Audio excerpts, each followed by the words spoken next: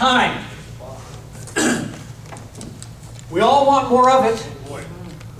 How can we do that? Back in 1985, a movie came out called Back to the Future. Oh, yeah. It was a DeLorean, Yeah. and Doc Emmett Brown. It sent Marty back in time accidentally from 1985 back 30 years to 1955. And back in 1955, he had some adventures, and he interacted with people, and he learned a lot about himself. And then in the later movie, he went forward in time 30 years to 2015. So I thought, well, maybe we can learn something about time travel from Marty. Back in 1985, when the movie came out, Marty tried to navigate, but he didn't have what we have today. Today we have a GPS, right? We have a GPS, but Marty didn't have that, so he used what I call GPF.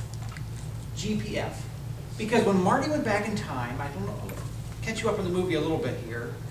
He went back in time, he interacted with his parents, and his mother actually fell in love with him instead of with his dad, which caused some problems. He was trying to get back to the future, back to 1985.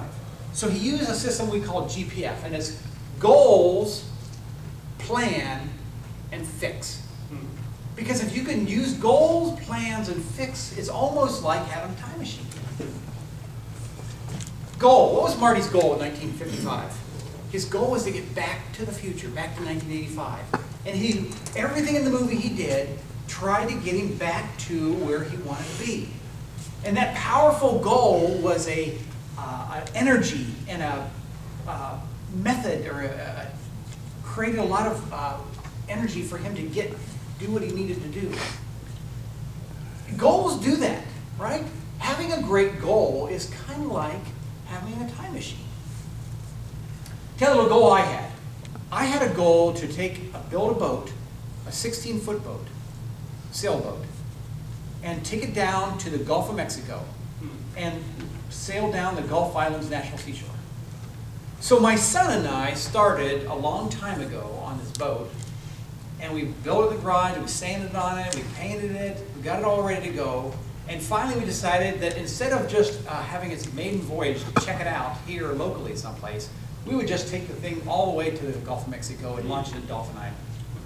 So we got in the car, and we headed down there to the Gulf. We got to Dolphin Island, and this is a sailboat with a keel on the bottom, and so it doesn't launch like a normal boat. You have to actually disconnect the trailer, tie it onto a rope, and lower the whole trailer and the boat down the water, and the boat actually floats off the water. So what I did is I backed the car down, undid the trailer, tied it onto the rope, backed the trailer down. My son Dan is in the boat. He gets in it. We pull the trailer back out. I drive back to put the trailer in the car at the parking area. And I'm looking back at the boat, and I don't see Dan anywhere. And then I say, Dan, where are you? You better come here pretty quick. So I run around and get down the bottom of the boat, and I see there's a little geyser of water. He's got his thumb on the bottom of the boat. When he takes the thumb off, a little geyser of water up. So I had to, we get back in the car, drive back to the marina, get a little tube of epoxy, bring it back to the boat. You see, you can overcome a lot of problems if you have a goal. That goal of getting that boat, and we sailed it, by the way, all the way down the Gulf Islands. Brought it all the way back. We've sailed it several times since. But we overcome a lot of obstacles by having that goal that drove us. So if you have a goal or 20 goals, it drives your life, whether you're 20 years old or 60 years old or 80 years old. You need to have goals because it's kind of like having a time machine. You know, I think that our town has goals. I think our town, our clubs, have goals that drive us forward into the future and help us use our time better than if we had no goals. So let's keep that in mind. The second one is P, having a plan. I don't remember if you know the movie or not, but in the movie, Marty was stuck back in 1955. They had gasoline to run the car, but they didn't have the 1.21 gigawatts of electricity that was generated by the nuclear energy, right, the flux capacitor. So Doc cooked up this plan that they're going to wait a week until the lightning strikes a tower. They're going to drive right under that at the instant that lightning strikes, and it's going to send me back into the future. Well, so Doc got a table like this, and he got this elaborate plan, and he had the model of a car, and he built this long thing on top of the car that would grab the lightning and put it down in the flux capacitor. So he did a lot of planning to make that a reality. And that's what helped him do time travel. So, what if we plan well? If we plan better, does that help us navigate time better? I remember, has anybody here taken a vacation, maybe a complicated vacation where you had to, get your flights, get your rental car, get the hotel reservation, make sure you get on the plane at the right time. Well, one time my family, several years ago, went on a long vacation, but we were all starting from different places. My son was in Montana. I was in Texas. My daughter and wife were in St. Louis here. And so we had to get flights all coming into San Diego at the same time. We had to all meet there at the same time. We had the rental car to deal with. So I had this big spreadsheet where we would, okay, Dan has to leave and he has to drive from Idaho or Montana to Spokane, Washington to pick up the Southwest Airlines plane. So he has to start first. And then the girls will have to bring some stuff, and we had every person had to bring this, leave at this time, make sure you get these tickets. So it was an elaborate plan. And we had a great, wonderful vacation because it was planned well. So, does planning well help us time travel? Well, I kind of think it does. I think when we plan well, we can really navigate time a lot better. And so the last one is F, fixes. Do you remember Marty interacting with his mom and dad in a bad way? And so he had a picture of him and his brother and his sister. And they started to erase in the picture. He had done something back in 1955, interacting with his mom.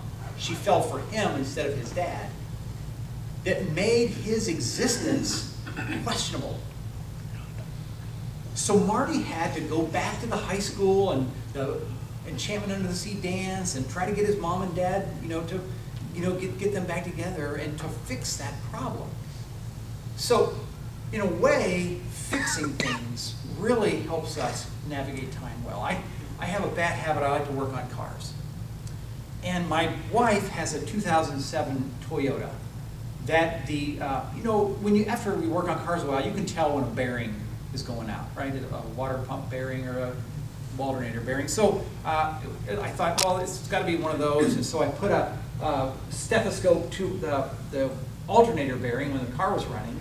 And it was really loud. I thought, that's got to be it. So I take the alternator out, take it up to the parts store, turn that one in, bring it back, put the other alternator in there, and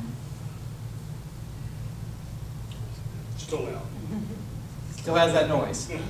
So now I've got to take that back out, take the whole front of the car off, get the water pump. But if I hadn't fixed that problem, if Marty hadn't fixed that problem, he'd have been out of existence. If I hadn't fixed my problem, we would have had a junk car. That car would have gone to the, I think we know what junk cars look like, and what they sound like, and they leak coolant, right? So if I hadn't fixed that problem, how can we fix problems in our town? How can we fix problems in our businesses? Because what I find is that we neglect problems very much like you can neglect car problems. We neglect town problems. We neglect personnel problems. We neglect machine problems. And if we get in there and fix those things, take the time to fix them right, we'd have a lot more time. I have a little item here that I used for time travel. This is actually a time capsule that I built for my family. Because I think that it would be kind of fun if they open this in 50 years, that they can go in there and find things that Bob Ramsey put in there for them. I read it, how to make a time capsule on the internet. It said the bad thing about it is they're fun to put together, but when people open them up, they're boring. So I'm trying to find a way to make this not boring.